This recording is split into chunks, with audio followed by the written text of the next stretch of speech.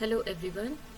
आज हम लोग पढ़ने वाले हैं psychosexual stages given by Fred. ये हमारी पर्सनालिटी का जो हमने फर्स्ट पार्ट कंडक्ट किया था उसका कंटिन्यूएशन में है। फ्रैड के अकॉर्डिंग अगर हम पर्सनालिटी को की डेवलपमेंटल स्टेजेस को बांटें तो we have oral, anal, phallic, latency and genital stage. अब हम इनको एक एक को कंसीडर करते हैं कि फ्रैड ने हर एक स्टेज का स्पेसिफिक एस्पेक्ट क्या बताया है। ओरल स्टेज हमारे डेवलपमेंटल स्टेज की फर्स्ट स्टेज है और इस स्टेज का जो एज क्राइटेरिया है वह है 0 to 18 मंथ्स, मतलब ऑलमोस्ट 1.5 मंथ तक के ऑलमोस्ट 1.5 साल तक के बच्चे। ठीक है। अब यहाँ पर जो प्लेजर सेंटर है दैट इज माउथ, यानी कि बच्चे में कुछ माउथ एक्टिविटीज़ होती हैं जिससे उसे ग्रेटिफिकेशन मिलता है, यानी उसे एक तरीके का सेटिस्फैक्शन मिलता है। फॉर एग्जाम्पल सकिंग करना, बाइट करना, ठीक है, बैबलिंग करना, इन सारी एक्टिविटीज़ में बच्चों को बहुत सारा ओरल सेटिस्फैक्शन मिलता है। यहाँ पर जो डोमिनेटिंग फोर्स है दैट इज़ इड। अब इड यहाँ पर बहुत ही ज़्यादा डोमिनेटिंग है, मतलब बच्चों को डिले करना ग्रेटिफिकेशन को नहीं आता है, यानी कि इमीडिएटली उन्हें उनकी डिज़ायर्स को कंप्लीट करना होता है। अब अगर इस स्टेज में बहुत ज़्यादा ग्रेटिफिकेशन, ओरल सेटिस्फैक्शन मिलता है तो बच्चों की यंग एज में बहुत ज़्यादा डिपेंडेंस दिखाई देता है। ठीक है। कुछ उनके सिम्टम्स भी, उनमें बिहेवियरल सिम्टम्स भी दिखाई देता है। For example nail biting, chewing of pan caps etcetera. लेकिन अगर यहाँ पर बहुत कम ग्रेटिफिकेशन बच्चे को मिले तो बच्चा हॉस्टाइल हो सकता है अपनी यंग एज में। नेक्स्ट अगर हम स्टेज की बात करें तो वी हैव एनल स्टेज। अब यहाँ पर प्लेजर सेंटर शिफ्ट हो जाता है। Pleasure center is shifted to anal areas. Age criteria की अगर बात करें तो ये 1.5 साल से 3 साल तक के बच्चों का एज ग्रुप है। ठीक है।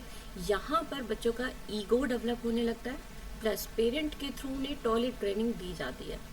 अब ईगो भी सेटिस्फाई यहाँ पर पेरेंट्स के थ्रू ही होता है। जैसा पेरेंट्स का पॉइंट ऑफ व्यू होता है वैसा ही बच्चे डेवलप करने लगते हैं और उनमें गिल्ट डेवलप होता है।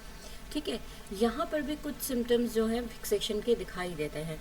अगर बहुत हार्श ट्रेनिंग दी जाती है पेरेंट्स के थ्रू तो बच्चों में बच्चा अपनी यंग एज में कोई भी इनकम्प्लीट टास्क नहीं छोड़ता है। उसे हर काम में बहुत नीटनेस चाहिए होती है और बहुत ही ज़्यादा एक्सेसिवली ऑर्डरली होता है वो, यानी कि हर काम को बहुत ही ज़्यादा परफेक्शन के साथ में। तो हम इनके लिए यूज़ करते हैं स्ट्राइव फॉर परफेक्शन। ठीक है। नेक्स्ट स्टेज यहाँ पर अगर लेकिन बहुत ज़्यादा रिलैक्स ट्रेनिंग दी जाती है, यानी कि बच्चे को टॉयलेट ट्रेनिंग में बहुत ज़्यादा फोकस नहीं किया जाता पेरेंट्स के थ्रू, तो बच्चा यंग एज में इनडिसिप्लिन्ड होता है।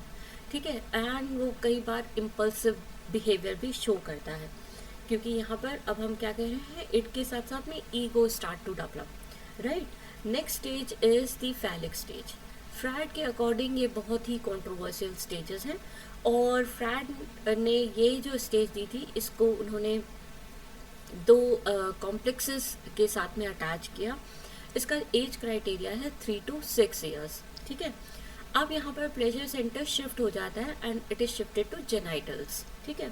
अब यहाँ पर बच्चे क्योंकि ईगो अपना डेवलप कर रहे हैं and they start to realise the relationship between male and female. ठीक है। तो सबसे पहले अपने वो पेरेंट का रिलेशनशिप आइडेंटिफाई करने लगते हैं। अब फ्रैड के जो स्टेजेस हैं वो एक बहुत ही एंशियंट केसेस पे बेस्ड है। One boy was there and उसका नाम था ऑडिपस।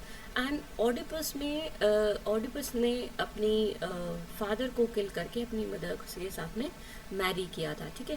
बिकॉज इस एज में बॉयज़ अपने सेम जेंडर के साथ में, यानी कि फादर के साथ में आइडेंटिफाई करने लगते हैं and they feel attraction toward there mother.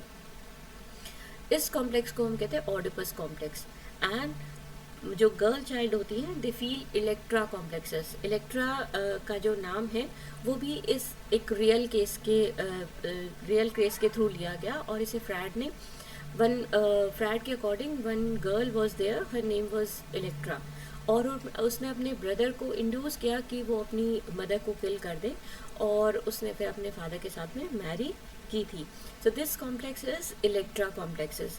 ये जो कॉम्प्लेक्सेस हैं, जैसे ही हम इस एज से पास ऑन होते हैं, ये ऑटोमेटिकली ये फेड अवे हो जाते हैं, ठीक है। लेकिन अगर ये कॉम्प्लेक्सेस हमारी आगे वाली स्टेजेस के साथ में कंटिन्यू कर जाएं, देन वी शो फिक्सेशन, ठीक है। Then we show deviations in our personality behaviour. Now we have another stage, next stage is latency stage, और ये चाइल्डहुड की स्टेज है। इसका जो एज क्राइटेरिया है दैट इज 6 to 12 ईयर्स, ठीक है। अब यहाँ पर बच्चे का जो ये सोशल डिज़ायर्स होती है, जो सोशल अर्ग्स है, ये शिफ्ट होने लगती हैं, क्योंकि यहाँ पर बच्चों को अपना ईगो काफ़ी सेटिस्फाई करना पड़ता है and they start to behave in a real setting. तो बच्चे अचीवमेंट ओरिएंटेड बिहेवियर्स को बहुत ज़्यादा शो करने लगते हैं, चाहे वो स्पोर्ट्स हो, अकेडमिक्स हो, फिज़िकल एक्सरसाइजेस हो, कोई भी ऐसी एक्टिविटीज़, वहाँ पर उन्हें अपने आप को शोकेस करना बहुत ही ज़्यादा बच्चों को पसंद आने लगता है, ठीक है। और अपने हर काम में उन्हें परफेक्शन शो करना पड़ता है, और वो इस सेक्सुअल को शिफ्ट करते हैं फ्रॉम दीज एक्टिविटीज़, ठीक है। Next stage is the, according to Freud, it is the last stage of our development. It is genital stage. इसका age criteria is 12 to 18 months. यहाँ पर क्योंकि ये अर्ली अडोलेसेंस की स्टेज है, और early adolescence and middle adolescence का stage, और यहाँ पर बच्चे अपने ऑपोजिट जेंडर को सोशली मैनर वे में ट्रीट करना सीख जाते हैं, कि हमें ऑपोजिट जेंडर के साथ में कैसे बिहेव करना है, ठीक है। बहुत जो मेच्योर वे है वो यहाँ पे रिफ्लेक्ट होने लगता है। यहाँ पर id, ego and super ego सभी फंक्शनल स्टेजेस में होते हैं, एंड कभी कभी इड डोमिनेटिंग होता है एडोलेसेंस में, जहाँ पर बच्चे बहुत ज़्यादा स्टबर्न बिहेव करते हैं। सुपर ईगो जहाँ पर डेवलप हो जाएगा, बच्चे थोड़ा सा मॉरलिस्टिक बिहेव करने लगेंगे, बट ईगो इन दोनों फोर्सेस के बीच में एक बैलेंस क्रिएट करने की कोशिश करता है।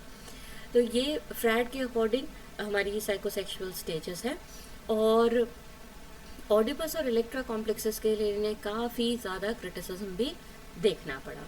आगे की जो नेक्स्ट हमारी क्लास है, उसमें हम पढ़ेंगे पूरा ईगो डिफेंस मैकेनिज्म।